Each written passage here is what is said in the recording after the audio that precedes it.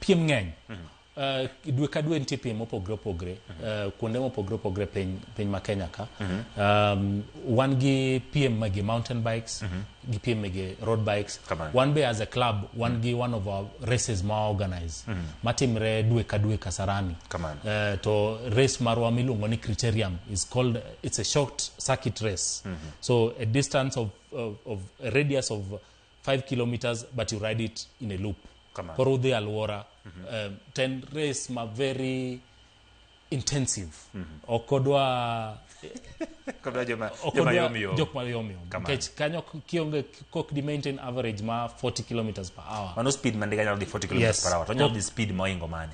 Yes. Ndiga nyalo di speed man is actually minimum. Yes. Let's say the average. But ka sama ngwecho mako mabercha to utimo 50-60 kilometers per hour. Manakoro ndiga ndio kamtoka. Kido kentie orido. Ticho pokata praboro. Koro piem opogre bason ti piem moko be ma long distance ma imege endurance. Ma koro NPM ma is all about miles mudwa kavo.